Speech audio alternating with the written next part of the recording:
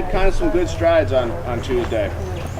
Supervisors did have the first read of the ordinance, which means that they've made the changes they're going to make for now, and they're going to have the second read, second voting on it this next Tuesday, and then 30 days from now it'll take effect. So there was, there's some frustration in the fact that we didn't get a lot of the things done that we still want to get done, but kind of the flip side of that is that one of the key pieces that they did authorize was what they're calling a compliance plan for building and planning. And so what's happening is that a lot of the permits, there's been a big question of like, why aren't they issuing permits? And essentially what it comes down to is building and planning is finding that most parcels, mine included, have building and planning permitting issues. And so building and planning under state law is not, they essentially cannot authorize something that they know is not permitted for people to use.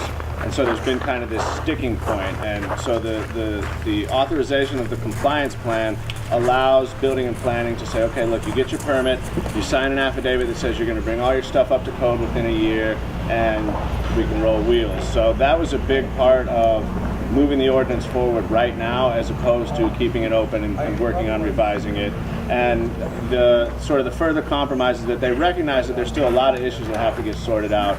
There was kind of a push from the community, myself included, to have a cannabis advisory group, which would be able to sort of deal with these different issues. And one of the things that was pointed out by Supervisor McCowan is that advisory groups tend to be really broad-based, and they tend to bog down, and they tend to be fairly slow to move things along. And it was kind of an interesting corollary email I received from a fellow down in Sonoma yesterday who went to one of their advisory group meetings, and that's exactly what he said. He said there were 20 people there, they put forth 40 things that they'd like to work on, and he's like, this is going to be a hopelessly slow process. So the proposition from the county is that they would engage a series of working groups, issue-specific working groups. And so in McCowan's presentation, one of the things, he had a list of 4 suggestions for working groups.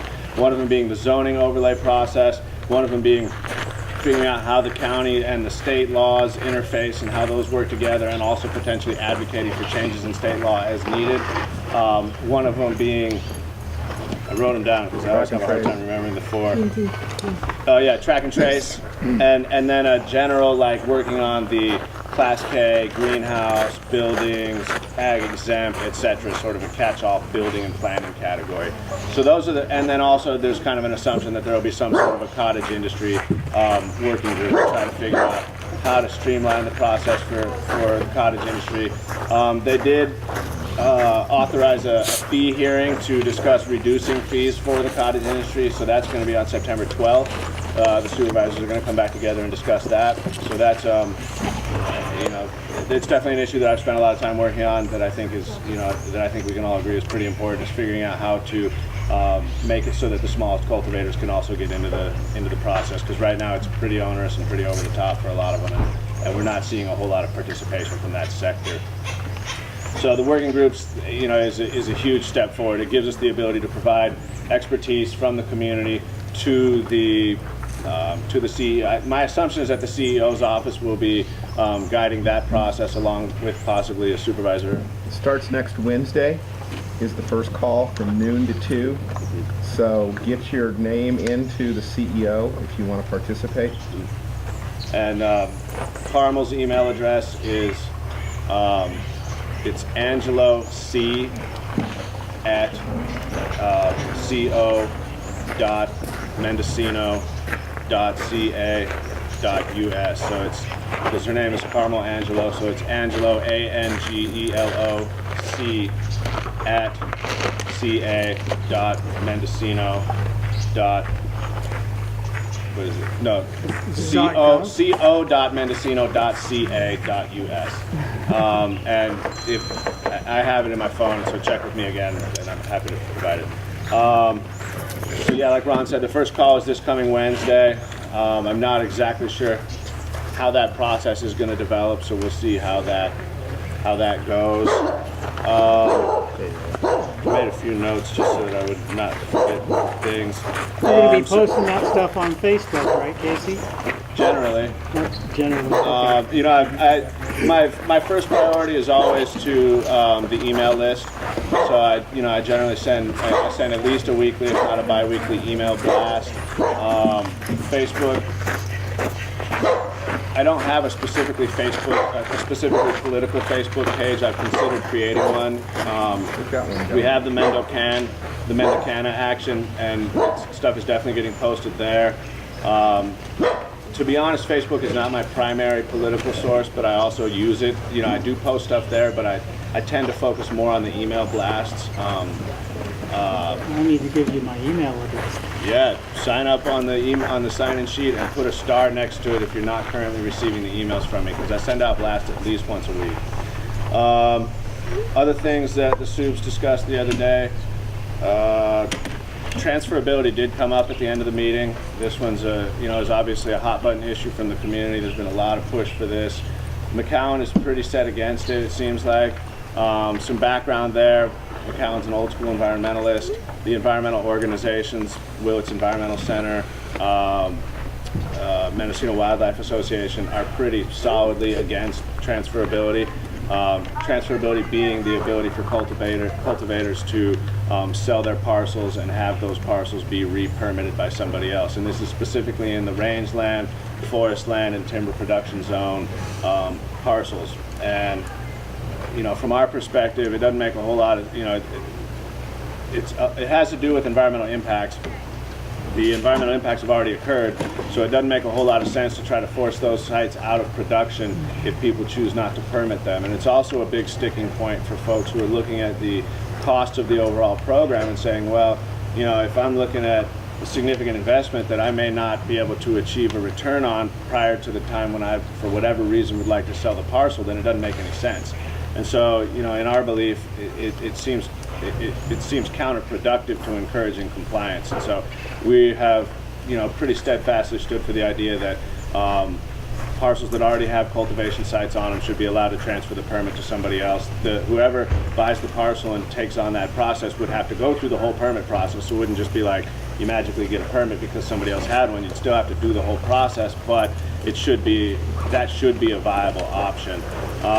And again, we are seeing significant pushback in that issue from the environmental organizations. So that's, there's been kind of a question in the community of like, where is this coming from? And I hear a lot of conspiracy theories fly around. The reality of it is that the environmental organizations are committed to trying to get people out of the hills. That's one of the things that we are seeing fairly often, is that they feel like the impacts would be lessened if cannabis moved down to the flatlands. Problem with that, as a vegetable farmer, there's no way I can compete on the open marketplace in terms of land values with cannabis farming. And so if you push it all into ag zone lands, you create a real issue with traditional ag, and the last people we want to fight with is traditional ag. We really need them as partners. So this is something, obviously, this is an issue that we'll continue to track on. McCowan has indicated he's not for it. Carrie Brown has indicated she's not for it.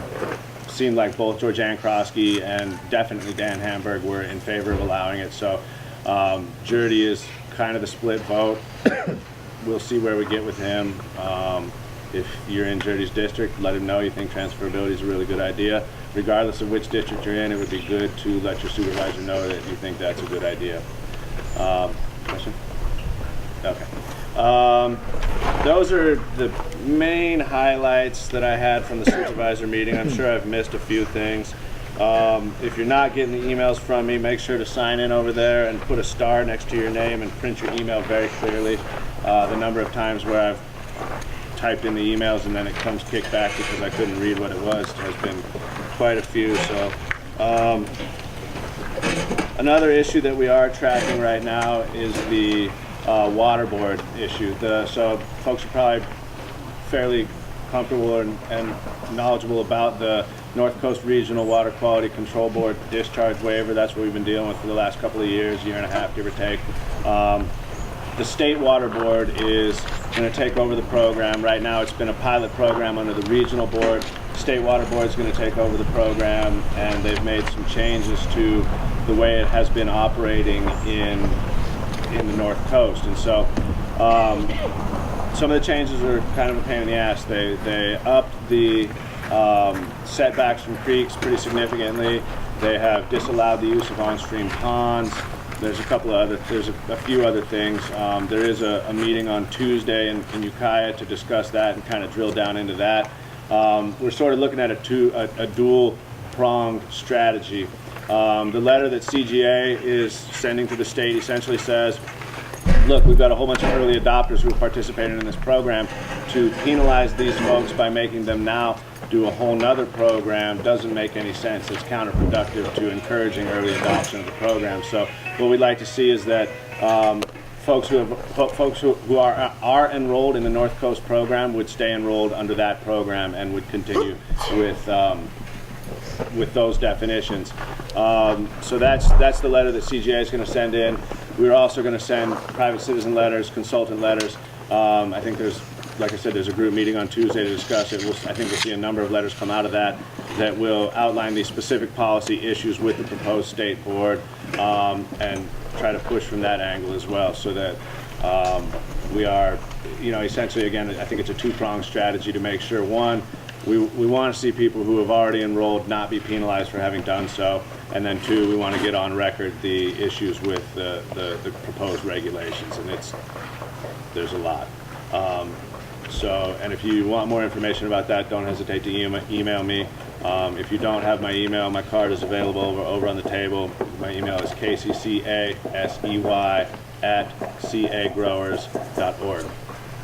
So the goal for the meeting today is to kind of hammer out some policy points to figure out, to split up based on license type. So indoor, outdoor, mixed light, nursery, distributor.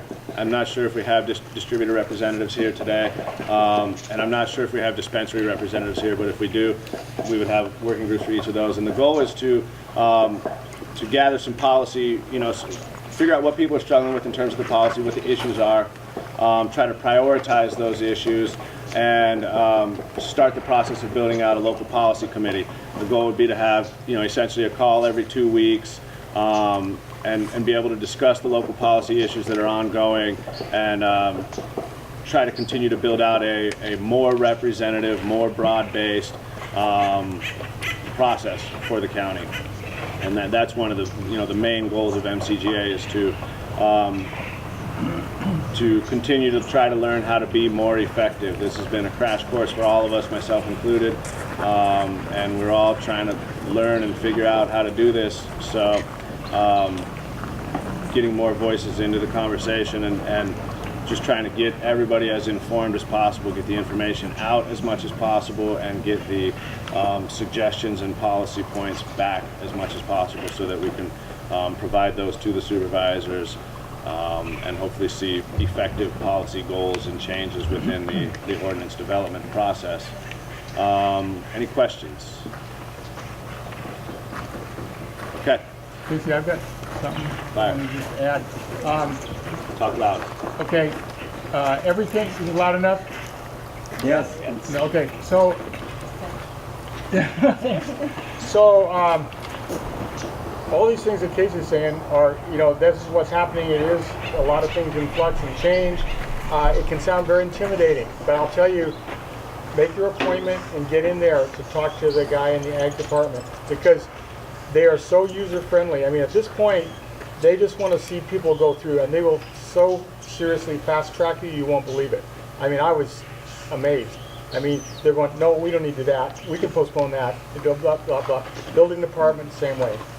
So I'd say the basic thing is don't hesitate because of the worrying factor. Just get your site plan and the different things that you can do and get in there. I echo that. So Are you what we'll go? permitted? Say again? Is this man that just spoke permitted? Is he one of the two? Yeah, I got it on Monday. It was Congratulations.